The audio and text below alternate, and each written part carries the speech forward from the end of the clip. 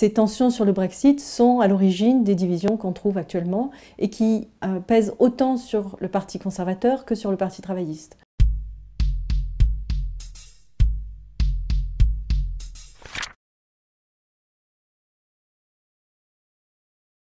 C'est improbable, même si la question paraît particulièrement d'actualité en ce moment. Ce qu'on note, c'est que de nouveaux clivages, et en particulier un clivage provoqué par le Brexit, traversent à présent les deux grands partis et les divisent de manière extrêmement tendue actuellement. Ça se retrouve dans le Parti conservateur, mais aussi dans le Parti travailliste. Même s'il y a des tensions et si le Brexit a créé des divisions qui sont nouvelles dans le système politique britannique, puisque au lieu de se retrouver avec une opposition classique sur des visions de l'économie et de l'organisation sociale et économique. Aujourd'hui, la question qui divise essentiellement, c'est le Brexit depuis 2 ans, avec des questions subalternes, notamment sur le poids de l'immigration. Ces tensions sur le Brexit sont à l'origine des divisions qu'on trouve actuellement et qui pèsent autant sur le Parti conservateur que sur le Parti travailliste. Dans le Parti conservateur, la Première ministre Theresa May est sous la pression très forte d'une minorité active qui a embêté depuis une trentaine d'années tous les dirigeants conservateurs. C'est une minorité opposée très fortement à l'Europe. Et c'est cette minorité qui l'encourage et qui la contraint à faire des négociations extrêmement dures et qui est tout à fait disposée à avoir une sortie de l'Union européenne sans aucun accord. Dans le Parti travailliste, où la tendance dominante, et en particulier chez les adhérents, était un soutien du maintien dans l'Union européenne, on a des divisions également sur la nécessité de tenir la promesse, en quelque sorte, qui a été faite d'accéder à la demande du référendum et donc à la demande de quitter l'Union européenne. Donc ces divisions traversent aujourd'hui les deux partis et sont à l'origine des départs des députés qu'on a vus dans ces dernières semaines.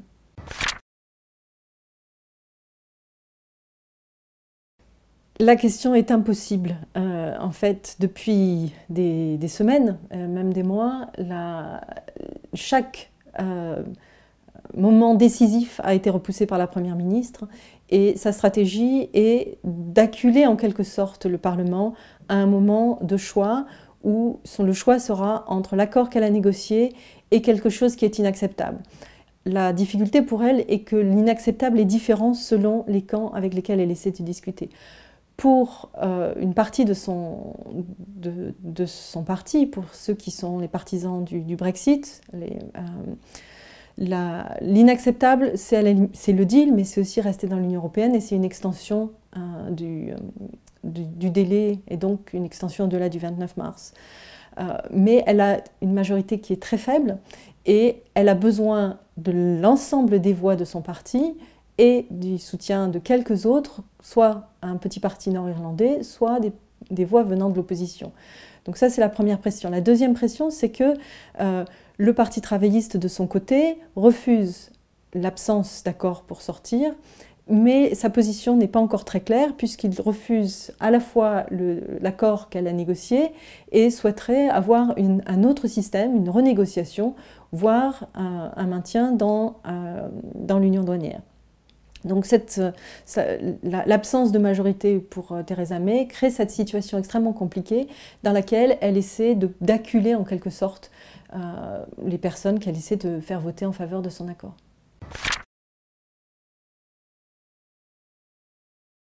Ce fossé existait déjà et ce fossé était déjà bien creusé depuis une quarantaine d'années quasiment. On a vu depuis les années 80 l'émergence de nouveaux partis, en particulier dans la périphérie, l'émergence également du Parti libéral-démocrate après la division du Parti travailliste au début des années 80, et puis une augmentation donc du soutien à ces petites organisations qui a contribué à aboutir en 2010 à une absence de majorité et à un gouvernement de coalition. C'est quelque chose de très rare en Grande-Bretagne. Mais en même temps, les Britanniques n'étant pas habitués à la coalition, le parti minoritaire qui a fait la coalition a été fortement affaibli parce qu'il a dû faire des concessions importantes aux conservateurs. Paradoxalement, en 2017, les deux grands partis ont obtenu le meilleur score à eux deux depuis une quarantaine d'années.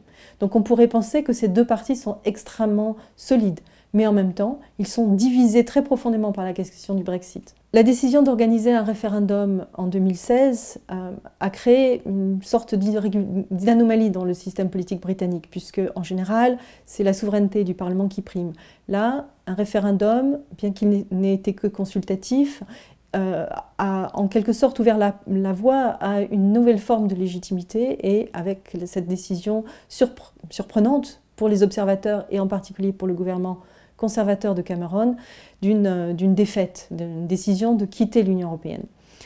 Donc le fossé a continué de se creuser et on se trouve actuellement dans une situation extrêmement préoccupante d'affaiblissement des deux grands partis par ce clivage, mais aussi d'affaiblissement parce que il n'existe pas à l'heure actuelle d'alternatives vers lesquelles pourraient se tourner les électeurs, et en particulier pas véritablement d'autres partis qui puissent émerger et qui puissent constituer une opposition.